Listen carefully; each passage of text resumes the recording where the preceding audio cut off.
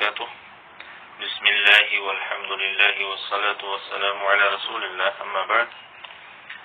طلبہ کرام، کتاب دروس البلاغہ میں آج ہم علم المعانی کا تیسرا باب پڑھنے جا رہے ہیں. اس سے پہلے ہم نے علم المعانی میں سے دو ابواب کو پڑھا. پہلا باب خبر اور انشاء کے بارے میں، اور دوسرا باب ہم نے حذف و ذکر کے بارے میں پڑھا، اور تیسرا باب ہے الباب الثالث فی التقدیم والتاخیر.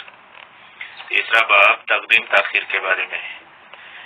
صاحب کتاب لکھتے ہیں من المعلوم انه لا يمكن النطق باجزاء الكلام دفعة واحدة. یہ بات معلوم ہے کہ کلام کے تمام اجزاء کو ایک ساتھ بولنا ممکن نہیں ہے. کلام میں جتنے بھی الفاظ موجود ہیں یا جتنے بھی جملے موجود ہیں ان کو ایک ہی بار ایک ہی سانس میں بولنا ممکن نہیں. یہ سبھی لوگ جانتے ہیں، یہ بات بالکل بدیہی ہے اور معلوم ہے. ولا بد من تقدیم بعض الاجزاء وتأخیر البعض. اور ضروری ہے کہ بعض اجزاء کو مقدم کیا جائے، یعنی پہلے بول دیا جائے ان کو، اور بعض دوسرے اجزاء کو بعد میں بولا جائے، ان کو مؤخر کیا جائے، ان کو تاخیر کرنا یہ ضروری ہے، اور کچھ کو مقدم کرنا ضروری ہے. وَلَيْسَ شَيْءٌ مِّنْهَا فِي نَفْسِهِ أَوْلَى بِالتَّقْدِيمِ مِنَ الْآخَرِ. اور فی نفسہ ان میں سے کوئی بھی چیز ایسی نہیں جو دوسرے سے مقدم کرنے میں زیادہ حقدار ہو. فی نفسہ یعنی ایسی کوئی بات نہیں یا ایسی کوئی چیز نہیں کہ ہم کہیں کہ اس کو مقدم کرنا اور اس کو مؤخر کرنا زیادہ بہتر ہے یا زیادہ اس کا حق ہے کہ یہ مقدم کیا جائے اور اس کو مؤخر کیا جائے. تو فی نفسی ایسی کوئی بات نہیں ہے. کیوں؟ اس لیے کہ الاشتراک جمیع الالفاظ من حیث ہی الفاظ فی درجۃ الاعتبار.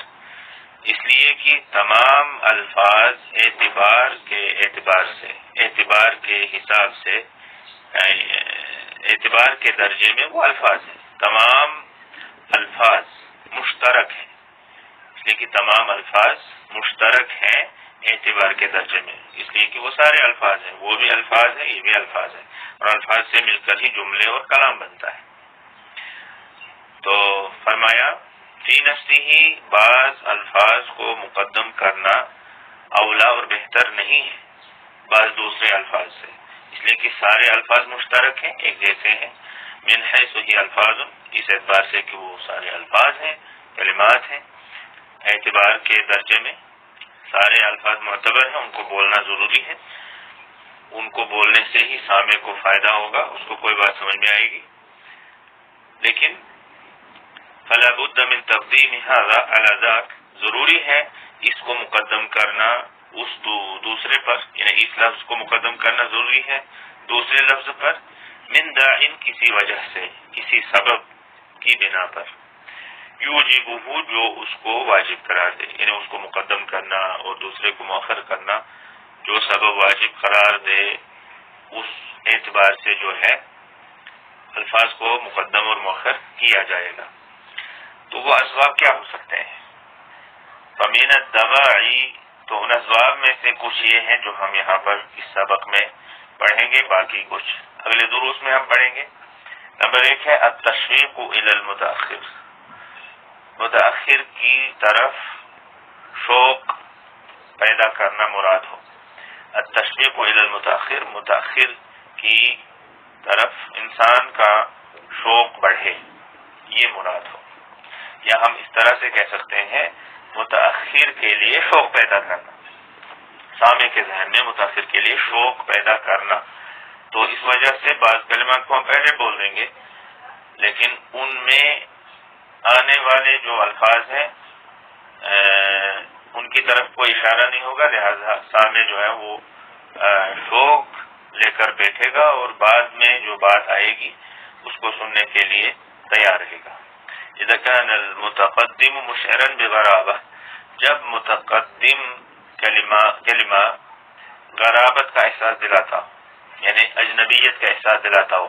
جو الفاظ ہم نے مقدم کیے، جو کلمہ ہم نے مقدم کیا، وہ اجنبیت کا شعور پیدا کرتا ہو یا اجنبیت کا احساس دلاتا ہو، یعنی وہ اچھی طرح سے سمجھ میں نہ آتا ہو، تو ظاہر سی بات ہے سامع شوق لیے بیٹھے گا اور بعد والی بات سننے کے لیے وہ رغبت رکھے گا، اس کے لیے تیار رہے گا. تو یہ جب مراد ہو تو اس وجہ سے بعض کلمات کو مقدم کرنا واجب ہوگا اور بعض دوسرے کلمات کو مؤخر کرنا واجب ہوگا. تو اس کی مثال ہے جیسے شاعر نے کہا والذی حارت البریۃ فیہ حیوان مستحدث من جمالی، وہ جس کے بارے میں سارے لوگ حیران ہوئے، جس کے بارے میں سارے لوگ حیران ہیں، ساری مخلوق اس کے بارے میں حیران ہے. کیا ہے وہ؟ حیوان، وہ ایک حیوان ہے مستحدث من جمادی، جس کو وجود میں لایا گیا ہے ایک جماعت سے، ایک جامد چیز سے. یعنی انسان کی طرف اشارہ ہے. اس انسان کے بارے میں ساری مخلوق جو ہے پریشان ہے، حیران ہے، کیونکہ یہ ایک ایسا حیوان ہے جو منی کے قطرے سے وجود میں لایا گیا ہے، اس کو منی کے قطرے سے وجود بخشا گیا ہے. تو اب دیکھیے والذی حارت البریۃ فیہ، اس میں جو ہے غرابت ہے، یہ غرابت کا احساس دلا رہا ہے، اس کو مقدم کیا گیا ہے اور بعد میں جو ہے اس کی وضاحت ہو گئی ہے اور سامع وہ سننے کے لیے شوق رکھتا ہے کہ وہ کیا ہے. تو پھر شاعر نے اس کی وضاحت کر دی، کہا حیوان، وہ ایک حیوان ہے جو ایک جماعت سے پیدا کیا گیا ہے، اس کو وجود بخشا گیا ہے. اللہ تعالیٰ نے اس کو نطفے سے اور منی کے قطرے سے بنایا ہے، اور منی کا قطرہ ایک جامد چیز ہے. تو یہ اس کی مثال ہے.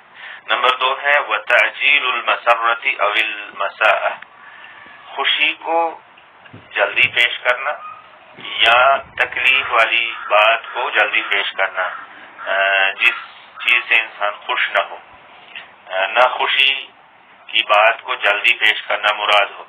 تو اگر خوشی کی بات جلدی پیش کرنی ہے تو اس کو پہلے بول دیا جائے گا، بعد میں باقی باتیں کی جائیں گی تو اس کو مقدم کیا جائے گا. یا اسی طرح سے اگر کوئی بری خبر یا کوئی تکلیف دہ چیز کو بیان کرنا ہو تو اس کو پہلے جلدی بول دیا جائے گا، باقی باتیں بعد میں بولی جائیں گی. جیسے مثال ہے، اور یہ آپ کے گروپ میں یہ سطر نہیں آئی ہے، کل کے درس میں انشاءاللہ یہ بھی شامل ہو جائے گی. آج آپ اس مثال کو سن لیں جو اگلے صفحے میں موجود ہے، آپ کے صفحے میں موجود نہیں. فرمایا العفو عنک صدر به الامر، العفو عنک، آپ کے لیے معافی، صدر به الامر، اس کے بارے میں حکم صادر ہو چکا ہے. یعنی جج نے یا حاکم نے آپ کو معافی دینے کے بارے میں حکم صادر کر دیا ہے. تو العفو عنک، اس کی جلدی تھی، اس کو خوش کرنا تھا، اس لیے اس کو جلدی بول دیا. پھر صدر به الامر یہ بعد میں بولا گیا. تو تعجیل المسرۃ اسی کو کہتے ہیں، خوشی کی بات کو جلدی بول دینا، خوشی کو مقدم کرنا، خوشی کی بات کو جلدی پیش کرنا. یا اسی طرح سے اگر کسی کو غم کی خبر جلدی بولنا مراد ہو تو اس کے بارے میں کہا جائے گا او القصاص حکم به القاضی، قصاص کا جج نے حکم دے دیا ہے. اب دیکھیے القصاص حکم به القاضی، قصاص کے بارے میں جج نے حکم دے دیا. تو یہ غم کی خبر ہے، جلدی بولنا تھا اس کو تو اس نے جلدی بول دیا، پہلے بول دیا، اس کو مقدم کر دیا اس کو. حالانکہ یہاں پر ہم کہہ سکتے ہیں صدر الامر بعفوک، اس طرح بھی ہم کہہ سکتے ہیں. یا اسی طرح سے حکم القاضی بالقصاص علیک یا لک، تو اس طرح سے ہم یہ بھی کہہ سکتے ہیں. اس طرح سے تقدیم تاخیر ہم جملوں میں کرتے ہیں، لیکن جہاں خوشی کی بات کو جلدی بولنا مراد ہو یا غم کی بات کو جلدی بولنا مراد ہو تو وہاں اس کو جلدی بول دیا جائے گا، باقی کلام بعد میں لایا جائے گا. تو یہیں پر رکتے ہیں، باقی آنے والے دروس میں سلسلہ جاری رہے گا انشاءاللہ تعالی. وصلی اللہ علی نبینا محمد وعلی آلہ وصحبہ اجمعین. والسلام علیکم ورحمۃ اللہ وبرکاتہ.